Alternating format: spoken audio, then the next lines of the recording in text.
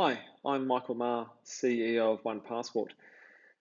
So, vaccine passports being discussed in the media. We've spoken about them on videos, and the question out there seems to be, is this it? Is this the new reality for all of us that we're going to have to carry vaccine passports? Is this the thin edge of the wedge for this type of system? Are we moving down a social credit type scenario of some of the more authoritarian countries around us? Well, it seems to be that the answer is a resounding no. Why is it a no?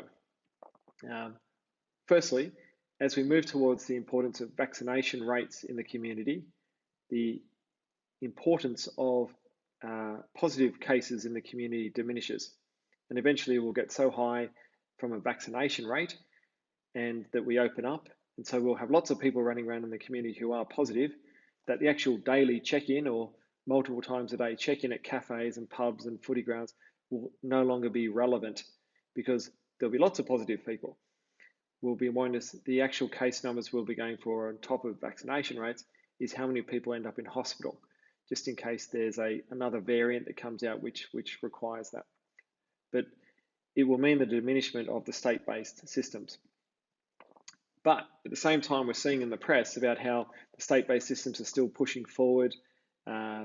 Service New South Wales, Service Victoria, they're pushing forward with connections into AIR, the Australian Immunisation Register, so that when you check in, you'll also be able to show on your phone your COVID vaccination certificate. But I've been talking to the department about that, and they say that is a very short leash. In fact, it's only for this one purpose.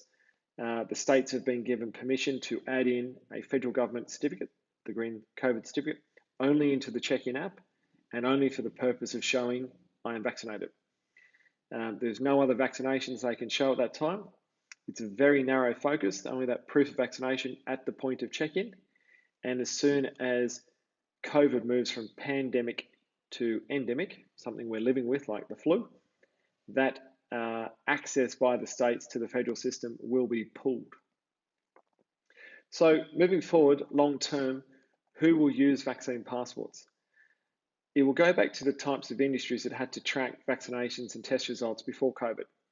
Think healthcare, aged care, disability, a whole range of industries where there's people who mainly look after the most vulnerable in society. They've had to track vaccinations and test results, called serology, for years. It's quite standard practice for them. So they'll continue to have it.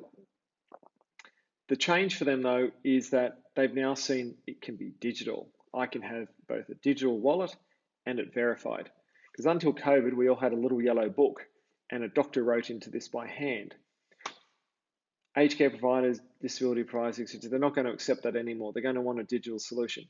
So even though the states are going to lose access to AIR, we still need Service Australia to finally come to the party with an individual login so that I can pull down my certificate and put it in my vaccine passport that I use for my work, because we're still going to need that on an ongoing basis. So vaccine passports are here for the interim, but then they'll become more specialised for those who work in those industries, and probably if you want to do international travel for at least the next couple of years. Go to onepassport.co or your favourite app store to download the OnePassport app. It's free, and that will get you sorted. Take care.